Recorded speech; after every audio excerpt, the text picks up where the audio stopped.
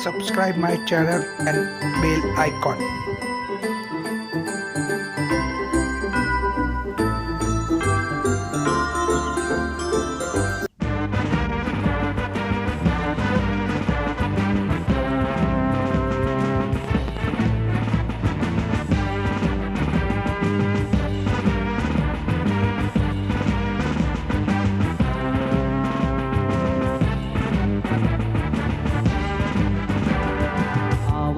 चले यीशु के पास, यीशु बुलाता हमें, यीशु बुलाता हमें, यीशु बुलाता हमें।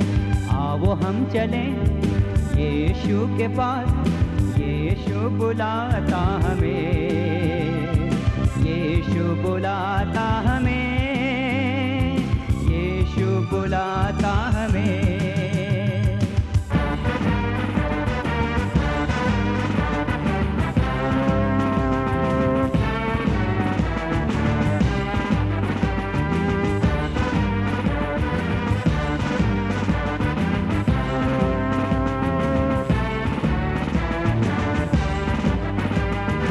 ईश्वर ने हमसे प्रेम किया, लेने हमको जल्द आएगा। ईश्वर ने हमसे प्रेम किया, लेने हमको जल्द आएगा। हम हालेलुया गाएं खुशी से, स्वर्ग को हमें ले जाएगा। आओ हम चलें यीशु के पास, यीशु बुलाता हमें, यीशु बुलाता हमें, यीशु बुलाता हमें।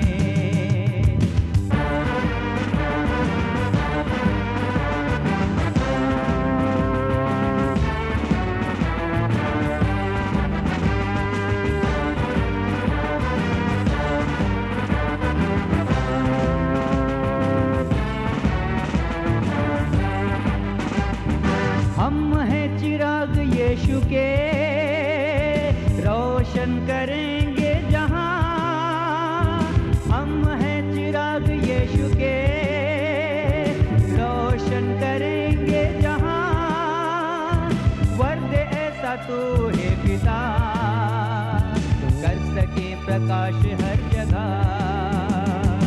आओ हम चलें यीशु के पास, यीशु बुलाता हमें, यीशु बुलाता हमें, यीशु बुलाता।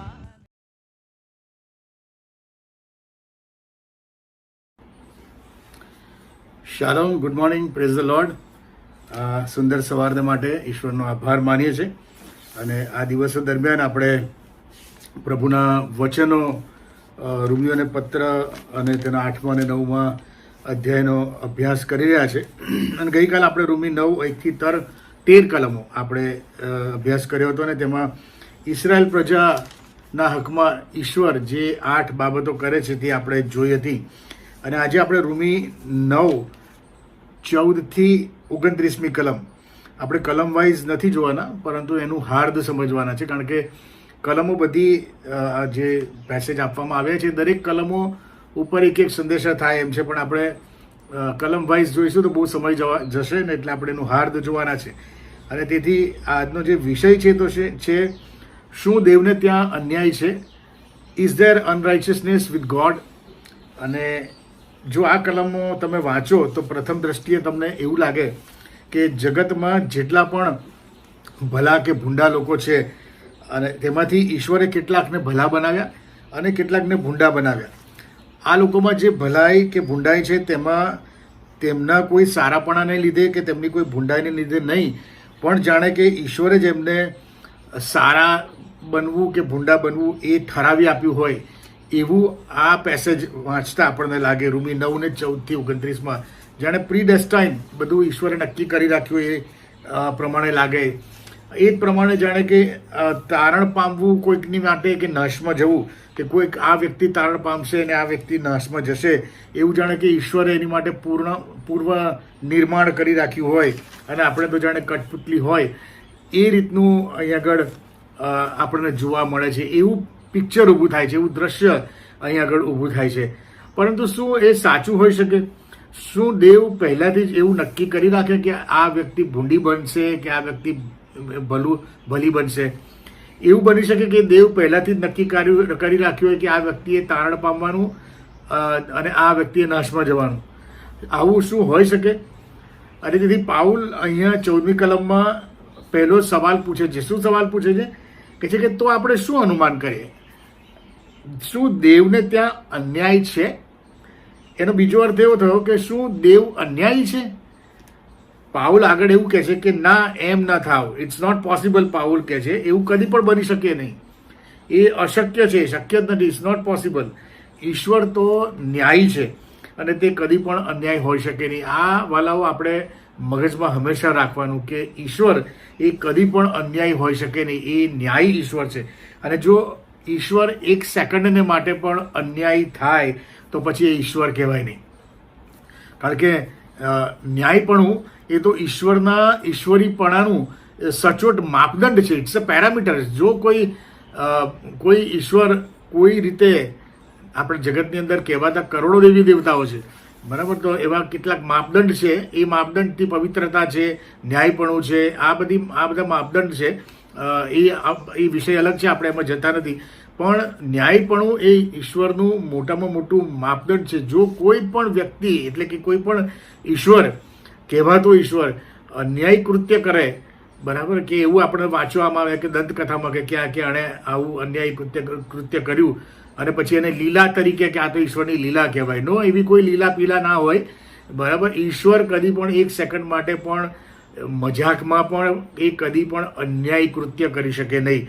અને ન્યાયપણું એ ઈશ્વરનો સૌથી મોટો ગુણ છે અને એટલા માટે ઈશ્વર કદી અન્યાય થઈ શકે નહીં. એટલે આપણા મનમાંથી એક વસ્તુ બહાર કાઢી નાખવાની. બાઇબલની અંદર આપણને ઘણીવાર સમજ ના પડે. એનો અર્થ એવો નથી કે આ ખોટી બાબત લખવામાં આવી છે. એ આપણી સમજ શક્તિની બહાર છે એટલે આપણે સમજી શકતા નથી. પણ ઈશ્વર એ ન્યાયી છે ને કદી પણ અન્યાય થઈ શકે નહીં. આ હંમેશા જ્યારે પણ તમે ઈશ્વર વિશે વિચાર કરો, બાઇબલના ઈશ્વર વિશે, અને જ્યારે બાઇબલ વાંચો ત્યારે મગજમાં આ વસ્તુ હોવી જોઈએ કે God is just, he is a righteous, always, eternal, infinitely he is righteous. એ સદા સર્વકાળથી એ ન્યાયી છે અને ન્યાયી રહેશે. અને બાઇબલમાં અનેક કલમો એવી આપેલી છે કે જે ઈશ્વરના ન્યાયપણાને અને તેની સત્યતાને પ્રગટ કરે છે. જેમ કે પુનર્નિયમ 32 અને 4માં આ પ્રમાણે લખ્યું છે. 32 અને 3ની અંદર યહોવા એવું નામ આપવામાં આવ્યું છે. અને યહોવા બાપ માટે પુનર્નિયમ 32 અને 4માં આ પ્રમાણે લખ્યું છે, તે તો ખડક છે, તેનું કામ સંપૂર્ણ છે. વિચાર કરો, ઈશ્વરના દરેક કામ એ સંપૂર્ણ છે. કોઈ પણ કામ એ અપૂર્ણ ઇન ધ સેન્સ કે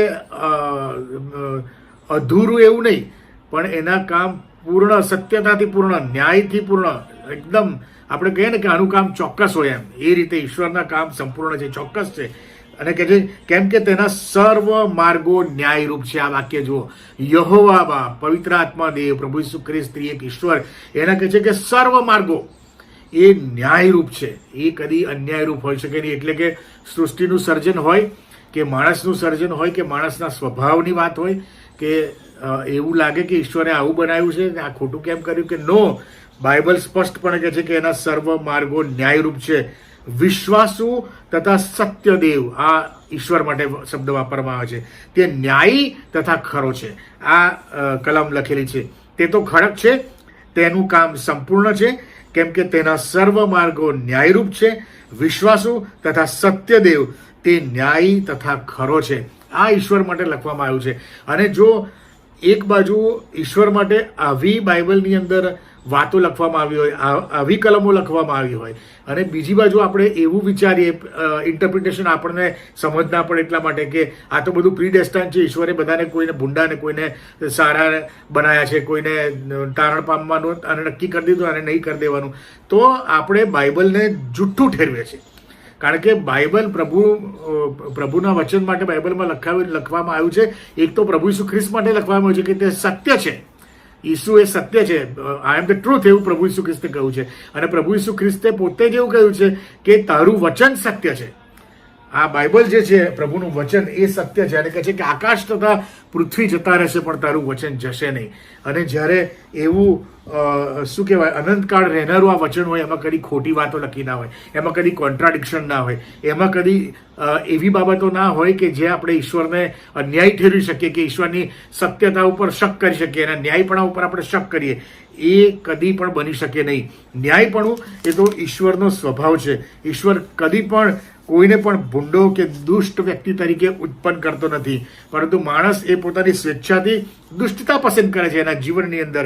એ પોતાના અંગત સ્વાર્થ અને લોભના લીધે એ ખોટા અને ભૂંડા કાર્યો કરે છે, એ કરવા પ્રેરાય છે અને એમાં એ આનંદ માણે છે, એને મજા આવે છે એમાં. અને એ પછી એ આવા દુષ્કૃત્યો કરવાની તેને આદત પડે છે. અને જ્યારે એને આદત પડી જાય ત્યારે સમય જતાં આવી ભૂંડી આદતો એ એનો સ્વભાવ બની જાય છે, એનું નેચર બની જાય છે, એ આપણું નેચર બની જાય છે, સ્વભાવ બની જાય છે. અને એમ માણસ પોતે ભૂંડો બને છે અને દુષ્ટ માણસ બને છે. એમાં ઈશ્વરને કોઈ દોષ દેવાની જરૂર નથી કે ઈશ્વરે બનાવ બનાવ. નો, ઇટ્સ યુ, ઇટ્સ મી, કે આપણે એ બાબતોને રિપીટ કરીને એ કર્યા કર્યું. અને એટલા માટે યાકૂબ 1 અને 13-15 કલમની અંદર બહુ સરસ લખવામાં આવ્યું છે. યાકૂબ 1 અને 13-15 કહે છે, કોઈનું પરીક્ષણ થયું હોય તો દેવે મારું પરીક્ષણ કર્યું છે એમ તેણે ન કહેવું. બરાબર, પરીક્ષણ ઈશ્વરે કર્યું છે એવું ન કહેવું. કેમ કે દુષ્ટતાથી દેવનું પરીક્ષણ થતું નથી. કોઈ પણ દુષ્ટ બાબતથી ઈશ્વર તમારું પરીક્ષણ કરતો નથી કે તમને કોઈ ગંદી બાબતની અંદર ફસાવે, કે એવી ગંદી લોભ કે લાલચ કે એવા કોઈ તમે અંદર ફસાઈ જાઓ એવી બાબતો ઈશ્વર તમારી સમક્ષ લાવીને તમને ટેસ્ટ કરવા પ્રયત્ન કરે કે આમાં થાય છે કે નહીં. નો, બાઇબલ સ્પષ્ટપણે કહે છે કે દુષ્ટતાથી દેવનું પરીક્ષણ થતું નથી, એટલે દેવ પરીક્ષણ કરતો નથી અને તે કોઈને પરીક્ષણમાં નાખતો પણ નથી. પણ કે છે 14મી કલમ, પણ દરેક માણસ પોતાની દુર્વાસનાથી ખેંચાઈને તથા લલચાઈને પરીક્ષણમાં પડે છે. આપણા મગજના ભૂંડા વિચારો, આપણી લોભ, આપણો સ્વાર્થ, આપણી લાલચ, એ દુર્વાસનાઓ, એ કહે છે કે એનાથી ખેંચાઈને માણસ પરીક્ષણમાં પડે છે. અને પછી દુર્વાસના એટલે કે આપણો સ્વાર્થ, આપણી લોભ, આપણી કુદ્રષ્ટિ, આપણી લાલચ, એ બધી કે છે દુર્વાસના ગર્ભ ધરીને પાપને જન્મ આપે છે. આપણા મગજના વિચારો અને દુષ્ટતા એ બંને વચ્ચે સંકલન થાય છે અને પછી કહે છે પાપનો ગર્ભ થાય છે. અને પછી કહે છે પાપને જન્મ આપે છે અને એ પાપ પરિપક્વ થઈને મોતને ઉપજાવે છે. પાપનો પુસારો મરણ છે. અને એ જે બાબત છે એ આપણા હૃદયની અંદર, આપણા મનની અંદર એ બધી બાબતો સમાયેલી છે. ઈશ્વર આપણને કોઈ પણ રીતે દુષ્ટ બાબતમાં પાડતો નથી, કે એવો સ્વભાવ ઈશ્વરે કોઈનો આપ્યો નથી કે આ દુષ્ટ સ્વભાવનો થશે અને આ સારા સ્વભાવનો થશે. પણ બાઇબલ સ્પષ્ટપણે કહે છે કે માણસ પોતાના મનની દુર્વાસનાઓથી ખેંચાઈને, લાલચથી, સ્વાર્થથી ખેંચાઈને પાપમાં, એ પરીક્ષામાં પડે છે. અને પછી કહે છે કે દુર્વાસના એ પરિપક્વ થઈ એ પાપને ગર્ભ ધરે છે અને પાપ પછી પરિપક્વ થઈને દેટ બીકમ્સ અવર નેચર. અને એ આપણે પોતે કરે છે. That is my choice. એ દરેક વ્યક્તિની પોતાની ઇન્ડિવિજ્યુઅલ ચોઇસ છે. એમાં હું ઈશ્વરને દોષ ના આપી શકું. અને એટલા માટે યાકૂબ 2 અને 12 સ્પષ્ટપણે લખ્યું છે. યાકૂબ 2 અને 12 કહે છે, સ્વતંત્રતાના નિયમ પ્રમાણે તમારો ન્યાય કરવામાં આવશે, તમારો ન્યાય થવાનો છે. સ્વતંત્રતાનો નિયમ એટલે ઈશ્વરે દરેક મનુષ્યને મુક્ત ઈચ્છા આપી છે, ફ્રી વિલ આપી છે. આ પૃથ્વી ઉપર ફક્ત મનુષ્યને જ મુક્ત ઈચ્છા છે, પ્રાણીઓ, પક્ષીઓને મુક્ત ઈચ્છા નથી. એ લોકો એમના વૃત્તિ અને વલણથી દોરવાઈને એમનું એક્ટ કરતા હોય છે. સારા અને ખોટાની પરખ એ ઈશ્વરે મનુષ્યને આપી છે. એટલે કે સારા અને ખોટાની પરખ કરી અને આપણી માટે સારું શું છે અને ખોટું શું છે એ આપણે સમજીને એમાંથી જે સારું છે એ પસંદ કરવાની ક્ષમતા, અથવા તો ખોટું છે એ પસંદ કરવાની સમજ, એ ઈશ્વરે આપણામાં મૂકી છે. Choice is hours. ચોઇસ આપણી છે. Choice is yours. એ દરેક ઇન્ડિવિજ્યુઅલ વ્યક્તિની ચોઇસ છે. તમારી આગળ બાઇબલ પણ કહે છે કે માટે હું તારી આગળ કહે છે આજે આશીર્વાદ અને શ્રાપ મૂકું છું, મરણ તથા જીવન મૂકું છું. અને પછી પ્રભુ તો આપણને કહે છે કે માટે જીવન પસંદ કર. પ્રભુ એવું નથી કહેતો કે મરણ પસંદ કર કે શ્રાપ પસંદ કર. નો, ધેટ ઇઝ યોર ચોઇસ. ઈશ્વર તો તમને કહે છે કે સારું જ પસંદ કર. બરાબર. અને પણ આપણી એ ચોઈસ છે કે આપણે ભૂંડું પસંદ કરીએ અને પછી એવું કરીને આપણે ઈશ્વરના માથે ના થોપી દેવાય કે આ તો ઈશ્વરે મને આવો નેચર આપ્યો છે, ઈશ્વરે મને આવો બનાવ્યો છે. આપણી મરજી પ્રમાણે આપણે પસંદગી કરવાની સ્વતંત્રતા એ માણસને આપેલી છે અને તેથી દરેક વ્યક્તિ પોતાની મુક્તેચ્છા અને સ્વતંત્રતાનો દુરુપયોગ કરીને અથવા તો એનો સદુપયોગ કરીને જે કંઈ કૃત્ય કરે એની માટે એ પોતે જ જવાબદાર છે. એ એવું ના કહી શકે કે આ તો ઈશ્વરે મારા માટે આવું જ નિર્માણ કર્યું હતું અને એટલા માટે મેં આ કર્યું. નો, બાઇબલ કહે છે કે સ્વતંત્રતાના નિયમ પ્રમાણે તમારો ન્યાય થવાનો છે અને જ્યારે આપણો ન્યાય કરશે ત્યારે ઈશ્વર બધા પિક્ચર બહાર આમ લાવશે એક પછી એક કે જો આ તારી સામે આ વસ્તુ આવી હતી, આ છુટકારાનો માર્ગ હતો અને આ ફસાઈ જવાની બાબત હતી, બંને તને ખબર હતી અને પણ તે આ ભૂંડી બાબત પસંદ કરી. ઈશ્વરનો દોષ નહીં કાઢી શકીએ, એમાં ઈશ્વરનો કોઈ દોષ નથી કારણ કે ઈશ્વર ન્યાયી છે અને તેથી જ્યારે વ્યક્તિ પરીક્ષામાં પડે છે ત્યારે ઈશ્વર અનેક રીતે તેને ચેતવણી પણ આપે છે અને તેને પાપમાં ન પડવા માટે સજાગ થવા માટે પણ ઈશ્વર તેને સૂચનો અને ચેતવણી આપતા રહે છે. પરંતુ ઘણી વખત માણસ પોતાના સ્વાર્થ કે લોભની ખાતર અથવા તો ઓવર કોન્ફિડન્સમાં આવી જાય. ઘણા માણસને ઓવર કોન્ફિડન્સ હોય કે ના આપણને તો કશું ના થાય એમ, બરાબર. અને પછી એ ઓવર કોન્ફિડન્સની અંદર પાપમાં પડી જાય છે અને તેથી 1 કોરિન્થી 10મો અધ્યાય અને 12 અને 13મી કલમની અંદર લખ્યું છે. 1 કોરિન્થી 10મો અધ્યાય 12 અને 13મી કલમમાં, માટે જે કોઈ પોતાને સ્થિર ઉભેરો ધારે તે પોતે ના પડે માટે સાવચેત રહે. આ પ્રભુનું વચન છે. હું તારણ પામેલો છું, હું સંદેશા આપું છું, હું કાઉન્સિલિંગ કરું છું, પ્રભુની સેવા કરું છું. દેટ ડઝન્ટ મીન કે મને કોઈ પરીક્ષણ પાપ મને કોઈ અસર નહીં કરે. નો, પ્રભુ કહે છે, પ્રભુનું વચન કહે છે કે જે કોઈ પોતાને સ્થિર ઉભેલો ધારે, તમે જો પ્રભુના સેવક છો, તમે જો ધર્મસેવક છો, તમે પ્રીચર છો, તમે સુવાર્તિક છો, તમે પ્રભુના વચનોની સેવા કરો છો, તમે કાઉન્સેલિંગ કરો છો, તમે સુવાર્તાઓ આપો છો, લોકોને પાપમાંથી બહાર કાઢવાના માટે તમે એમની સાથે વાતો કરો છો, તો આ વાક્ય તમારી ને મારી માટે છે. શું કહે છે? જે કોઈ પોતાને સ્થિર ઉભેલો ધારે. આપણે સ્થિર રહેવાની જરૂર નથી કે હું રોજ બાઇબલ સ્થિર છું એવું માની લેવાની જરૂર નથી કે હું રોજ બાઇબલ વાંચું છું ને પ્રાર્થના કરું છું એટલે હું તો પાપને પરીક્ષણમાં કદી પડીશ નહીં. નો, બાઇબલ કહે છે કે એવું ન ધારે કે પોતે સ્થિર છે અને કે છે પોતે પાપમાં ના પડે માટે સાવચેત રહે. સતત ધીસ ઇઝ અ સ્ટ્રગલ. રોજ નવીનીકરણ, રોજ તમારે, કારણ કે બાઇબલ કહે છે કે શૈતાન તો ગાજનાર સિંહની પેટે કહે છે કે જે મળે તેને ગળી જવા માટે એ તૈયાર હોય છે. અને બાઇબલનું એક વાક્ય એવું પણ છે કે બની શકે તો પસંદ કરેલાઓને પણ ભૂલમાં નખાશે, એ લોકો પણ ભૂલમાં નખાશે. એટલે 12મી કલમ આ પ્રમાણે કહે છે કે પોતાને સ્થિર ના ધારે અને 13મી કલમ કહે છે કે માણસ સહન ના કરી શકે એવું કઈ પરીક્ષણ તમને થયું નથી. આપણા જીવનની અંદર જે કંઈ પણ પરીક્ષણો આવે, જે કંઈ પણ બાબતો આવે અને એમાં આપણે ઈશ્વરનો દોષ ના કરી શકીએ કે પ્રભુ આ તો મારી કેપેસિટીથી બહાર હતું. નો, બાઇબલનું વચન કહે છે ને બાઇબલનું વચન કદી પણ જુઠ્ઠું બોલતું નથી. એ કદી પણ દુનિયાની જે કંઈ બાબતો બની રહી છે એનાથી વિપરીત અથવા તો એને સુસંગત ના હોય એવી રીતના વચનો આમાં લખવામાં આવ્યા નથી.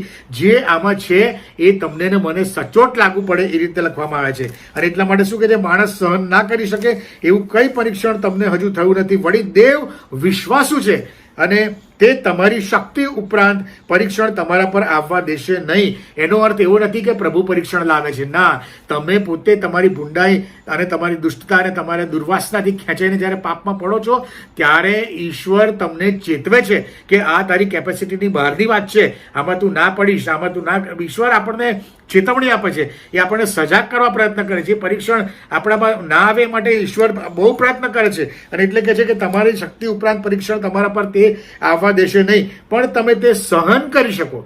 એ પરીક્ષણમાંથી તમે બહાર નીકળી શકો એટલા માટે શું કરે છે? પણ તમે સહન કરી શકો એ માટે પરીક્ષણ સાથે તે છુટકારાનો પણ માર્ગ રાખે છે. અને એટલે તમે પ્રભુને કદી પણ દોષિત નહીં ઠરાવી શકો કે પ્રભુ આ તો મારો નેચર હતો એટલે. નો, પ્રભુ કહેશે કે એ નેચર તે બનાવ્યો છે, એ તારી સાયકોલોજી છે, તારી મેન્ટાલિટી છે, એ તારો સ્વભાવ છે. મેં તો તારી માટે છુટકારાનો માર્ગ મૂક્યો હતો અને મેં તને બતાવ્યું હતું પણ ખરું. આદમને કહ્યું હતું કે આ ફળ તારે ખાવું નહીં અને ખાશે તો તું મરશે જ મરશે અને કહી દીધેલું અને ચોઈસ આપી હતી એને. પસંદગી કોણે? ઈશ્વરે એવું આદમને બનાવ્યો હતો કે ના આ તો ફળ ખાય જ. હું ભલે ના પાડું તો એને ખાય એવો જ એને બનાવી દીધેલો. નો, એને ના પાડી હતી, ચોખ્ખી ના પાડી હતી. અને છતાં પણ આદમે પોતાની ઈચ્છાથી, હવાને આદમે પોતાની ઈચ્છાથી ફળ તોડીને ખાધું. એટલે બાઇબલ સ્પષ્ટપણે કહે છે કે દરેક ભૂંડા વિચારો અને દરેક ભૂંડી બાબતો એ આપણા મગજની અંદર, એ આપણા હૃદયની અંદર દુર્વાસના કહે છે કે તમારી લાલચ અને લોભ અને તમારી દુર્વાસનાથી કહે છે તમે પરીક્ષામાં પડો છો, અને એ દુર્વાસના કહે છે કે પાપને, એ ગર્ભ ધરીને પાપને જન્મ આપે છે. અને એટલા માટે એ આપણા મનમાંથી બધી દુર્વાસનાઓ અને કામાતુરપણું અને ભૂંડી ઈચ્છાઓને બધું હૃદયમાંથી નીકળે છે અને માણસના સ્વભાવને એ ભૂંડો બનાવે છે, એ દુષ્ટ બનાવે છે. અને તેથી માર્ક 7 અને 15 અને 20 થી 23 કલમમાં આ પ્રમાણે લખ્યું છે. માર્ક 7મો અધ્યાય 15મી કલમ, પછી 20મી કલમથી 23મી કલમમાં કહે છે, બહારથી માણસમાં પેસીને તેને વટાડી શકે એવું કંઈ નથી, પણ માણસમાંથી જે નીકળે છે તે જ માણસને વટાડે છે, અંદરથી નીકળે છે. અને પછી 20મી કલમમાં કહે છે, વળી તેણે કહ્યું કે માણસમાંથી જે નીકળે છે તે જ માણસને વટાડે છે, કેમ કે માહેથી એટલે માણસના હૃદયમાંથી, from inside, in within your mind, in within your soul, in within your heart, શું કહે છે, માણસના હૃદયોમાંથી ભૂંડા વિચારો નીકળે છે, એટલે કે છીનાડા, હા સમજો શબ્દો, છીનાડા, એક્સ્ટ્રા મેરિટલ અફેર્સ, પછી કહે છે ચોરીઓ, હત્યાઓ, વ્યભિચારો. માણસ પહેલે આંખોથી મગજમાં વ્યભિચાર કરે છે અને પછીથી એ પ્રેક્ટિકલ મુકાય છે. આ બધું પહેલે ક્યાં આવે છે તો કે છે એના હૃદયની અંદર, એના મગજની અંદર. અને કે છે વ્યભિચારો, લોભ, દુષ્ટતા, કપટ, કામાતુરપણું, અદેખાઈ, નિંદા, અભિમાન, મૂર્ખપણું. આ બધા ભૂંડાવાના માહેથી નીકળે છે, એટલે હૃદયમાંથી નીકળે છે અને એ માણસને વટાડે છે. You can not blame God. તમે, ઈશ્વર તો કહે છે કે પરીક્ષણની સાથે મેં છુટકારાનો માર્ગ પણ મૂક્યો છે અને તારી કેપેસિટીની બહારના પરીક્ષણ પર તારી પર નહીં આવે એવું મેં અરેન્જમેન્ટ કરેલું છે. પણ આ તો તારી દુષ્ટતા છે, તારા મગજના માંથી માહેથી નીકળેલી ભૂંડાઈ છે, માહેથી નીકળેલા છીનાડા છે, માહેથી નીકળેલા વ્યભિચારો, ગંદી નજરો, દુષ્ટતા, એ બધી બાબતો છે. એટલે માણસ એ નિરંતર દુષ્ટતા અને ભૂંડાઈ આચરતો, મગજથી, મનથી અને કૃત્યથી આચરતો આવે છે. અને તેથી માણસની દુષ્ટતાના લીધે માણસ કદી પણ ઈશ્વરને દોષ આપી શકશે નહીં. અને સતત ઈશ્વરની ચેતવણી, ઈશ્વરના સૂચનો, ઈશ્વર તેને સજાગ બનાવે છતાં પણ, સમજ્યા છતાં પણ માણસ જાણી જોઈને પાપ કર્યા કરે છે. અને ઈશ્વર એ બધી બાબતોથી કંટાળી જાય છે, એ આપણાથી કંટાળે છે. ઈશ્વરને પશ્ચાતાપ થાય છે આપણા જીવનને લીધે કે આ માણસ કેમ આવું કરી રહ્યો છે. ને એટલે ઉત્પત્તિ 6 અને 5 અને 6ઠ્ઠી કલમની અંદર બહુ ગંભીર બાબત લખી છે, ઈશ્વરના હૃદયની વાત લખી છે. ઉત્પત્તિ 6 અને 5માં કહે છે, અને યહોવાએ જોયું કે માણસની ભૂંડાઈ પૃથ્વીમાં ઘણી થઈ છે અને તેઓના હૃદયના વિચારની હરેક કલ્પના નિરંતર ભૂંડી છે. Continuous, constant. તમારા અને મારા હૃદયની અંદર કોન્સ્ટન્ટ આપણા હૃદયમાં ભૂંડા વિચારો અને ભૂંડાઈ, અને કહે છે કે નિરંતર ભૂંડી કલ્પનાઓ આપણે કરતા રહીએ છીએ. અને યહોવાએ પૃથ્વી પર માણસ ઉત્પન્ન કર્યું, તેને પશ્ચાતાપ થયો. કેટલી વોટ અ હોરિબલ થિંગ, કેટલી ભયંકર બાબત. અને પછી કહે છે કે તે તેનાથી ખેદિત થયો, તે હૃદયમાં ખેદિત થયો. તમારી ને મારી ભૂંડાઈના લીધે ઈશ્વર પોતે ખેદિત થયો. જો ઈશ્વરે તમને અને મને પ્રીડેસ્ટાઇન એવા જ બનાવ્યો હોત કે ફ્રાન્સિસ તો ભૂંડો જ બને, એને ભૂંડા જ રહેવાનું છે અને ફલાણી વ્યક્તિએ સારા જ રહેવાનું છે, તો ઈશ્વરને કદી મારી ભૂંડાઈ પર પશ્ચાતાપ થાય? કદી દુઃખી થાય? નો. એણે તો મને ડિઝાઇન કર્યો તો એવી જ રીતે, તો એનો તો પર્પઝ સોલ્વ થઈ ગયો. એને શું કરા દુઃખી થવાની જરૂર છે? પણ દેવ દુઃખી થાય છે, દેવને પશ્ચાતાપ થાય છે, કારણ કે એમને ખબર છે કે માણસ એ નબળા મનનું માણસ છે અને એ આપણને પ્રેમ કરે છે. અને તેમને ખબર છે કે જો આ લોકો એમની દુષ્ટતાથી પાછા નહીં ફરે તો એ બધા નાશમાં જશે. અને એટલા માટે બીજો કોરંથી તમે જુઓ, ઈશ્વર આપણી પર બહુ પ્રેમ કરે છે. એ આપણે પાપમાં રહીએ, મરણમાં રહીએ, દુર્વાસનાઓમાં રહીએ, આવી ભૂંડી શેતાન એવું છે કે આપણા બધામાં રહીએ, પણ ઈશ્વર કદી ઈચ્છતો નથી. અને તેથી બીજો કોરંથી 5મો અધ્યાય 21મી કલમમાં આ પ્રમાણે લખ્યું છે. બહુ સુંદર બાબત અને આપણા માટે બહુ મોટી ગિફ્ટ અને સમજવા જેવી બાબત છે. અને આ બાબતો આપણે સમજીએ, જો હૃદયથી સમજીએ ને, તો ઈશ્વર આપણી માટે કેટલો મહાન, કેટલો પ્રેમ કરે છે આપણને, એ આપણા માટે કેટલી અનુકંપા રાખે છે, એ બાબત આપણને ખબર પડે. અને એ બાબત જો આપણને ખબર પડે ને, તો આપણે પાપ તરફ ના જઈએ, ભૂંડાઈ ના ચડીએ અને ઈશ્વરને કદી દોષ ના દઈએ આપણે કે પ્રભુ તું આવું જ કરે છે અને તે તો મારા માટે આવું જ નિર્માણ કર્યું છે. નો. જો બીજો કોરિન્થી 5મો અધ્યાય 21મી કલમમાં આ પ્રમાણે લખ્યું છે. બીજો કોરિન્થી 5 અને 21, આપણે તેનામાં દેવના ન્યાયપણા રૂપ થઈએ. અન્ડરસ્ટેન્ડ કરો, સમજો તમે શું કે છે? ઈશ્વરમાં આપણે ન્યાયી ગણાઈએ. તેનામાં દેવના ન્યાયપણા રૂપ થઈએ. માટે જેણે પાપ જાણ્યું નહોતું તેને તેણે આપણે વાસ્તે પાપ રૂપ કર્યો. વોટ એન અમેઝિંગ લવ. આપણે ન્યાયપણું પહેરી લઈએ, ઈશ્વરનું ન્યાયપણું. આપણે શુદ્ધતા મેળવીએ, આપણે પાપોની માફી મેળવીએ, આ દુષ્ટતામાંથી બહાર નીકળીએ. ઈશ્વરે કોઈને દુષ્ટ નથી બનાવ્યા. એ તો દુષ્ટતામાંથી બહાર નીકળવા માટે, પાપની બુંડાઈથી બહાર નીકળવાના માટે, ખોટા કાર્યોથી બહાર નીકળવા માટે એણે શું કર્યું? એણે પોતાનો એકાકી જનિત દીકરો આપી દીધો. એને પાપરૂપ કર્યો કે છે કે એ આપણે પાપમાં ના રહીએ એટલે એ પાપરૂપ થયો. તો શું એ અહીંયા આ અધ્યાયની અંદર એવું લખેલું છે કે શું આ ઈશ્વરના ત્યાં અન્યાય છે? નો. એમાં એ વાંચતા આપણને એવું લાગે કે આ તો ઈશ્વરે બધું નક્કી જ કરેલું છે બધાને માટે. નો, એવું નથી. એવું નક્કી કરેલું હોત તો વાલાઓ તમારી ને મારી માટે પ્રભુ ઈસુ ખ્રિસ્ત પોતે પાપરૂપ ના થયો હોત. કારણ કે જે પાપીઓ છે એને તો એને એવા જ બનાવ્યા છે. જો એને નક્કી કર્યું હતું તો એનો પર્પઝ સોલ્વ થઈ ગયો. પણ નો, એ એમણે નક્કી કર્યું નહોતું. અને એટલા માટે કે છે કે એ પોતે પોતાને પાપરૂપ કર્યો અને તેણે આપણે દેવના નજરની અંદર કે છે કે ન્યાય ઠરીએ. એટલા માટે કે છે કે તે વધસ્તંભ પર મૃત્યુ પામ્યો. કેમ પાપરૂપ કર્યો? કારણ કે એ આપણ સર્વ માણસ જાતને પ્રેમ કરે છે. એ આપણને પ્રેમ કરે છે. એટલા માટે યોહાન 3:16 આપણે જાણીએ છીએ કે દેવે જગત પર એટલી પ્રીતિ કરી કે તેણે પોતાનો એકાકી જનિત દીકરો આપ્યો. કેમ? કે એ સારું કે જે કોઈ તેના પર વિશ્વાસ કરે તેનો નાશ ન થાય. ઈશ્વરે કોઈને નાશને અર્થે બનાવ્યા નથી, કોઈને ગુંડા કાર્યોના અર્થે બનાવ્યા નથી. ઈશ્વરે દરેકનો બાઇબલની કલમ છે, બીજો તિમોથી કે પહેલા તિમોથીની અંદર એ રીતે લખ્યું છે કે દરેક જણ તારણ પામે અને દરેકને સત્યનું જ્ઞાન પ્રગટ થાય અને દરેકનો છુટકારો થાય એવું દેવ ઈચ્છે છે. એવી દેવની ઈચ્છા છે. કોઈ નાશમાં જાય, કોઈ ભૂંડો ઠરે, કોઈ અન્યાયી ઠરે એવી ઈચ્છા નથી. અને એટલા માટે કહે છે કે જે કોઈ તેના પર વિશ્વાસ કરે તેનો નાશ નહીં થાય પણ તે અનંત જીવન પામશે. એનો અર્થ એમ થયો કે જે વિશ્વાસ નહીં કરે એનો નાશ થશે અને તે અનંત જીવન નહીં પામે. વિશ્વાસ કરવો કે ના કરવો એ તમારી ને મારી ઉપર છે. એમાં ઈશ્વર વચ્ચે નથી આવતો. ઈશ્વરનું ન્યાયપણું તો સનાતન છે. એ તો ન્યાયી ઈશ્વર છે. અને એટલા માટે 17મી કલમ 18મી કલમ આગળ બહુ ભયંકર બાબતો લખી છે. કેમ કે જગતનો ન્યાય કરવાને સારું નહીં. જો સાંભળો, ઈશ્વર તમારો ને મારો ન્યાય કરવાને સારું નહીં, પણ કે છે તેનાથી જગતનું તારણ થાય. ઈશ્વરે તમને ને મને પ્રીડેસ્ટાઇન પહેલેથી નક્કી કરીને ભૂંડા નથી બનાવ્યા, બરાબર? પણ તમને ને મને તારણ થાય, તમારું ને મારું તારણ મળે, ઉદ્ધાર મળે. એટલા માટે શું કર્યું? તો કે છે જગતનું તારણ થાય માટે દેવે પોતાના દીકરાને જગતમાં મોકલ્યો. ઈશ્વર તો ન્યાય છે સાહેબ, બરાબર? અને પછી 18મી કલમ કે છે કે તેના પર જે વિશ્વાસ કરે છે તે અપરાધી ઠરતો નથી, પણ કે છે કે તેના પર જે વિશ્વાસ કરતો નથી તે અપરાધી ઠરશે. નો, એ ઠરી ચૂક્યો છે. ઈશ્વરને તમે અન્યાયી કદી પણ કહી શકશો નહીં. ઈશ્વર પર દોષ નાખી શકશો નહીં. કારણ કે બાઇબલ સ્પષ્ટપણે કહે છે કે તમારી મુક્તેચ્છા, તમારા કે છે સ્વતંત્રતા નિયમ પ્રમાણે તમારો ન્યાય કરવામાં આવશે. અને એટલા માટે કહે છે કે જે તેના પર વિશ્વાસ કરતો નથી તે અપરાધી ઠરી ચૂક્યો છે. કારણ કે છે કેમ કે તે અપરાધી ઠરી ચૂક્યો છે કેમ કે દેવના એકાકી જનિત દીકરાના નામ ઉપર તેણે વિશ્વાસ કર્યો નથી. તમે અને હું કદી પણ છટકી શકવાના નથી, ઈશ્વર પર દોષ નાખી શકવાના નથી. અને પછી 19મી કલમમાં કારણ લખે છે કે અપરાધી ઠરવાનું કારણ એ છે કે જગતમાં અજવાળું આવ્યા છતાં માણસોએ અજવાળાને કરતા અંધારાને વધારે ચાહ્યું, કેમ કે તેઓના કામ ભૂંડા હતા. એ નિરંતર મારા વિચારો ભૂંડા, નિરંતર મારો સ્વભાવ ભૂંડો ને ભૂંડો. એટલે મેં સ્વીકાર્યું શું?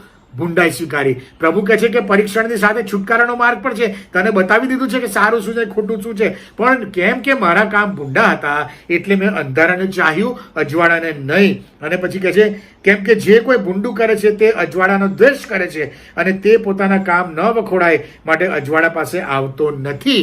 આ તમે અને હું આ બાબત કરીએ છીએ. અને એટલા માટે ઈશ્વર પર આપણે કદી પણ દોષ આપી શકવાના નથી. અને એટલા માટે રોમી 9:20 અંદર આ પ્રમાણે કહે છે કે માણસ ઈશ્વર માટે આ પ્રમાણે, ઈશ્વર આપણને આ પ્રમાણે કહે છે કે અરે માણસ, તું વળી કોણ છે કે દેવને સવાલ પૂછે? જે ઘડેલું છે તે શું પોતાના ઘડનારને પૂછશે કે તે મને કેમ આવું બનાવ્યું? આપણે ઘણીવાર ઈશ્વરને સવાલ કરીએ છીએ. વાલાઓ, જીવનમાં કદી પણ ઈશ્વરને સવાલ કરશો નહીં. આપણે આપણી પરિસ્થિતિઓ આપણે વિચારતા નથી કે મેં શું કર્યું છે, પણ ઈશ્વરને સવાલ કરીએ છીએ કે ઈશ્વર કેમ મારી સાથે આવું બન્યું, અને પછી આપણે ઈશ્વરને દોષ આપીએ છીએ કે મને તો ઘરમાં આવા પ્રોબ્લેમ થયા, મારા કુટુંબમાં આવા પ્રશ્નો થયા, ફાઇનાન્શિયલ આવા પ્રોબ્લેમ થયા, આ તો ઈશ્વર જોતો નથી, આ તો ઈશ્વર બધું આવું કરી રહ્યો છે. પણ વાલાઓ, બાઇબલ સ્પષ્ટપણે કહે છે કે તમે તમારી મુક્તેચ્છાનો દુરુપયોગ કર્યો છે. તમે ક્યાંક ને ક્યાંક તમારી દુર્વાસનાઓને ગર્ભ ધરાવીને પાપને જન્મ આપ્યો છે, અને આ બધું એનું પરિણામ છે. આ બધી તકલીફો, મુશ્કેલીઓ, એવું જરૂર નથી કે દરેક તકલીફો અને મુશ્કેલીઓ તમને પાપના અર્થે આવે, પણ મોટા ભાગની, અને એમાં તમે ઈશ્વરને વાંક કાઢી શકશો નહીં. માણસ કદી દેવને સવાલ પૂછી શકે નહીં. વાલાઓ, તમારા જીવનમાં જ્યારે કદી પણ કોઈ ભૂંડી બાબતો કે દુષ્ટ બાબતો કે એવી પરિસ્થિતિઓ આવે, અઘરી પરિસ્થિતિઓ આવે, ત્યારે ઈશ્વરને કદી સવાલ કરશો નહીં. તમે અને હું ઈશ્વરને સવાલ કરવાને માટે લાયક જ નથી. એ તો એણે આપણને પ્રેમ કર્યો છે માટે આપણે આટલા ફટવાઈ ગયા છે. બાકી ઈશ્વર એટલો મહાન છે, એટલો ભયંકર અને એટલો સામર્થ્યવાન ઈશ્વર છે, એની આગળ આપણે કાંઈ જ નથી. આપણને એની આગળ ઊભા રહેવાનો પણ હક નથી. પણ એણે પ્રેમ કર્યો છે, એને અધિકાર આપ્યો છે કે આપણે આ બાપ કરીને હાંક મારીએ, અને એનો દુરુપયોગ કરીને એને સવાલ ના કરાય કદી કે ઈશ્વર તે કેમ મારી સાથે આવું કર્યું. પહેલે તમે શું કર્યું છે, તમે તમારા જીવનમાં તમારી સાથે પહેલે તમે શું કર્યું છે એ આપણે જોવાની જરૂર છે. દરેક પરિસ્થિતિ માટે તમે પોતે જવાબદાર છો, હું પોતે જવાબદાર છું. અને તેથી દરેક પરિસ્થિતિમાં ઈશ્વરને જ્યારે તમારા જીવનમાં કોઈ પણ પરિસ્થિતિ આવે, વિકટ પરિસ્થિતિ આવે, ભૂંડી પરિસ્થિતિ આવે, કે એવી કોઈ પણ બાબત આવે, ત્યારે ઈશ્વરને સવાલ કર્યા વગર ખાલી ઈશ્વરને એટલું જ કહેજો કે પ્રભુ, તારી કૃપા મારી પાસેથી લઈને આ લેતો. કારણ કે પાઉલને જ્યારે કાંટો હતો ને, પાઉલના કપડાને અડકવાથી લોકો સાજા થઈ જતા હતા.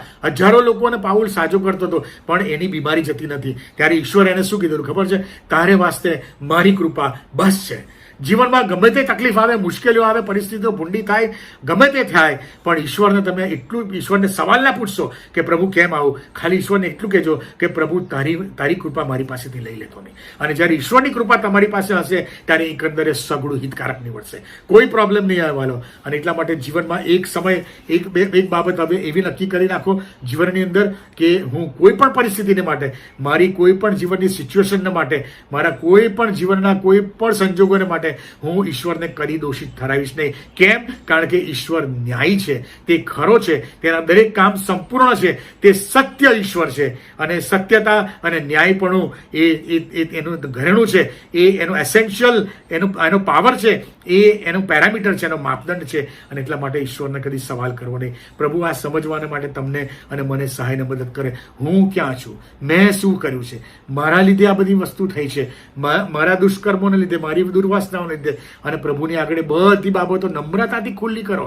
અને જ્યારે નમ્રતાથી બધી બાબતો તમે લઈ જાઓ છો, ત્યારે પ્રભુ એવું કહે છે કે જો આપણે આપણા પાપ કબૂલ કરીએ તો આપણે સર્વ પાપ માફ કરવાને તથા સર્વ અન્યાયથી આપણને શુદ્ધ કરવાને તે વિશ્વાસુ તથા ન્યાયી છે. પ્રભુ આ સમજવાને માટે તમને સહાયને મદદ કરે. Thank you very much. પ્રભુ તમને આશીર્વાદિત કરે, પ્રભુ તમારું રક્ષણ કરે. God bless you. આમેન.